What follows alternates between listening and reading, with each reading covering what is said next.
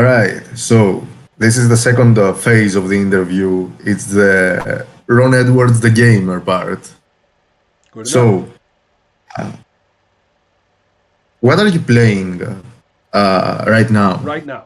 Okay, there is an online game that I'm playing well, by screen, um, which is very very derived, powered by the Apocalypse game called Apocalypse Z. It's a zombie game. It's not Zombie World. It's Yeah. another one. One of my friends in Göteborg, Gothenburg, um, wanted to play it, and so he organized it. So I'm a player in that group. Yep. And I'm also been playing a long-running game of RuneQuest with a local group here that is all available at my website. And we were playing together in a group, and I would just film it, like live action.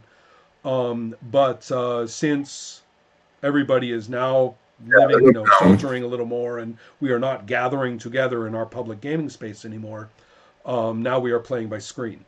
But so that is the makes old sense. RuneQuest from 1979 and 1980. So, The second edition. well, they call it second edition, but bear in mind that first edition was one brief little short run piece of, cheap crap. So Yeah. really, this is the only for the first RuneQuest that actually you could call anything like a book. Proper game. Yeah, Yes. and so you can call it second edition, but that's giving a lot more pride of place to that first floppy thing Yeah. than it kind of Yeah. deserves. It was an ashcan, basically, the first one. So the the point is, yes, we're playing that, and I've played it before in an original setting of mine that I liked a lot. Then we started playing this with this group of people that I intended only to be just a few fun little fantasy adventures. And of course, it's turned into a massive epic with, it also is an original setting, but it was very simple one. Yes. Well, now it's Yeah. not so simple.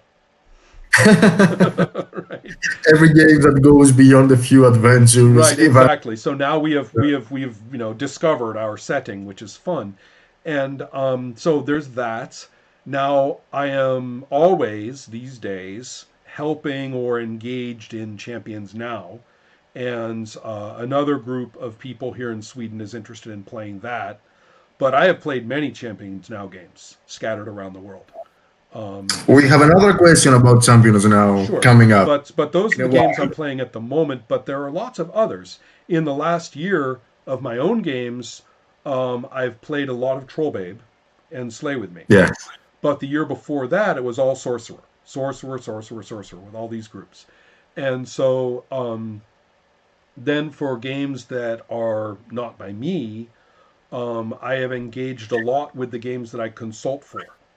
So people who are Mhm. designing games, I will often play those with people who are willing to do that.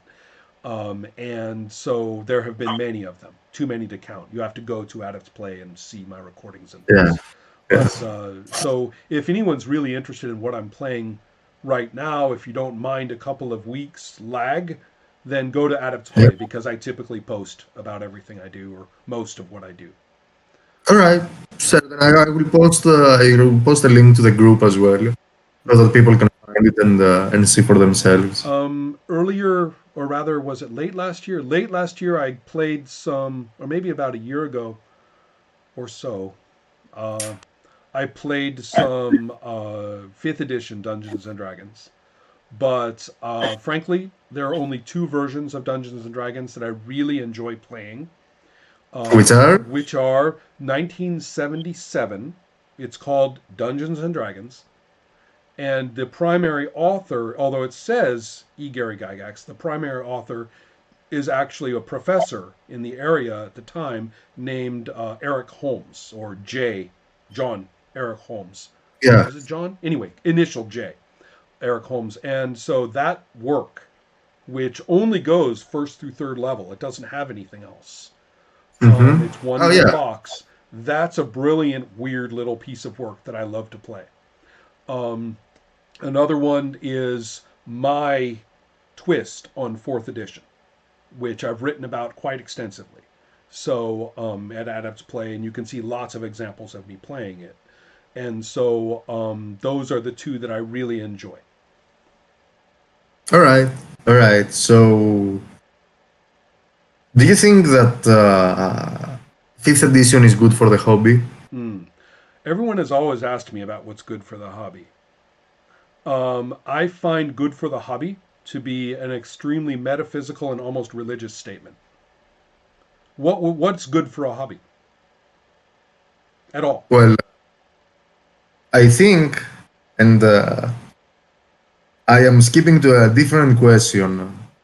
That is, in your book, The Sorcerer's Soul, you introduce a major issue of the RPG community, Mm-hmm. an invitation to leave the closet.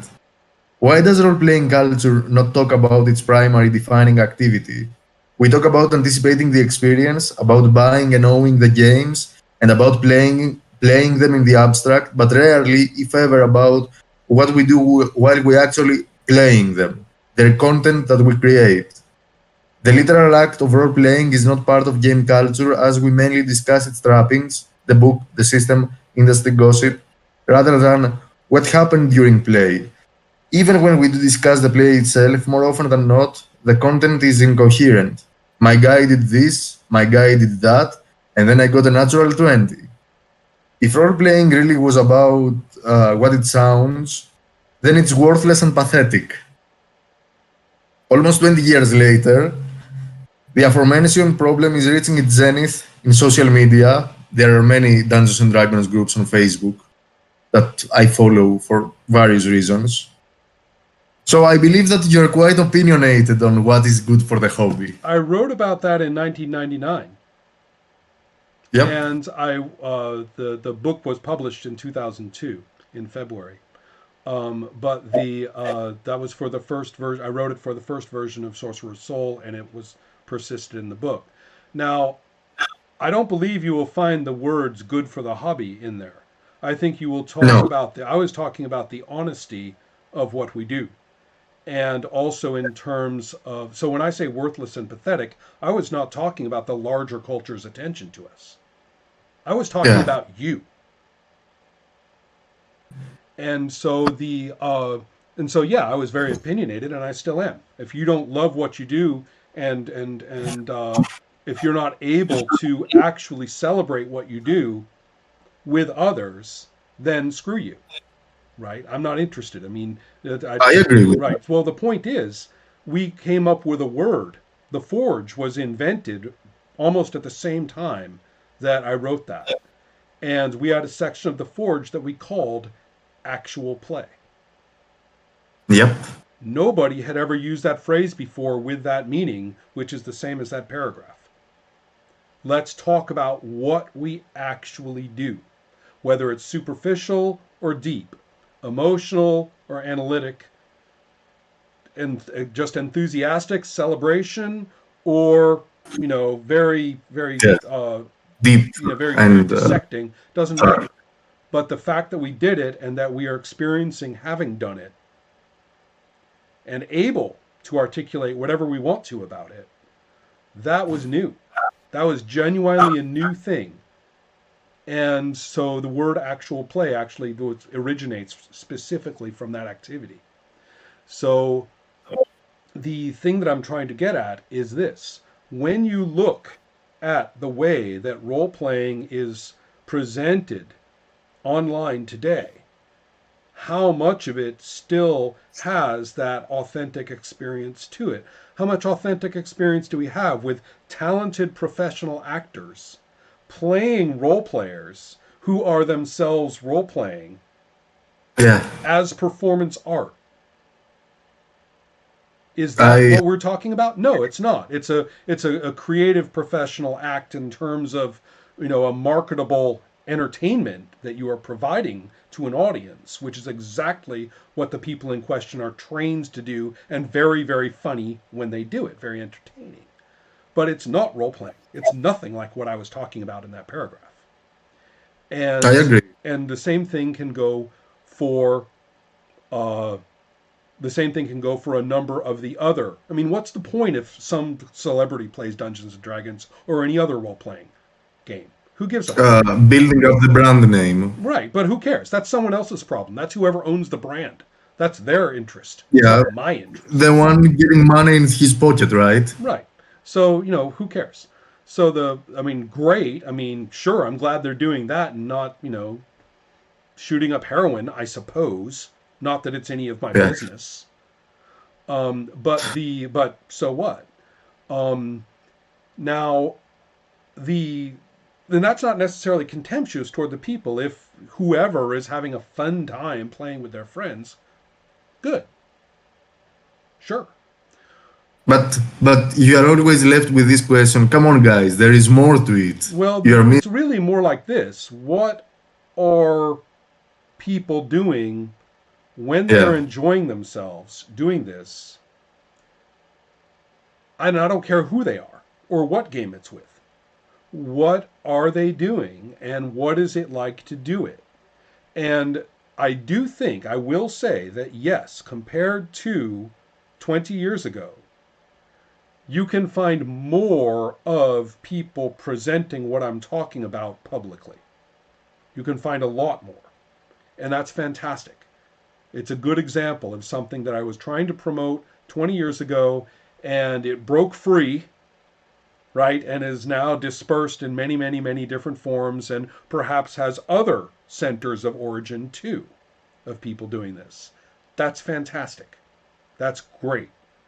And so, for example, what I do with my recordings of play, whether it's on screen like we're doing now or whether it's in person, what I try to do is to say this is like rough documentary footage. We're more interested in doing it than we are in recording it, and we'll do the best job we can of recording it under those circumstances. Conditions, yes. But we're going to Makes focus sense. on each other and what we're doing, and you can never we all anyone who works with film or any other medium of like this like it knows you can't provide the objective experience of being there that way.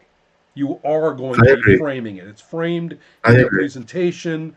If you're going to cut out bodily noises that people make and things like that, right? There's going to be, breaks and edits and things. That's fine. But I do think that there's a line between capture and artificiality that you can try to avoid crossing so that when somebody watches it, they can actually see how you are enjoying it. And that to me is what I would love to continue to convey as much as possible. Again, analysis can occur from that point forward.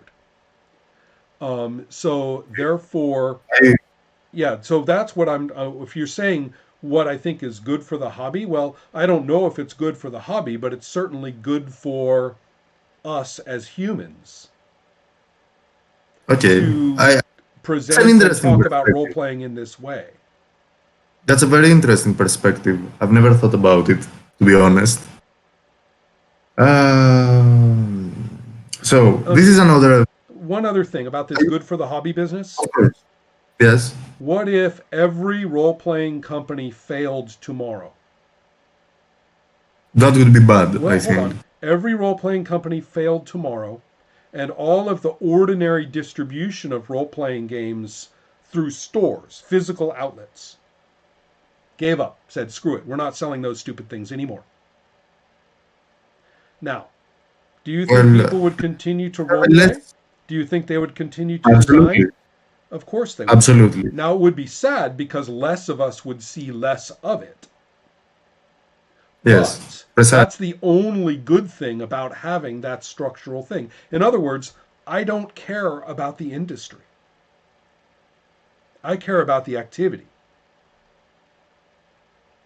Yes, So yes. good when most people talk about good for the hobby, they're talking about the existence of the industry. Yes. Well, I don't No, care. I'm talking Yeah. the quality of the games that we play. And the quality of our experience and how we can communicate it out Precise.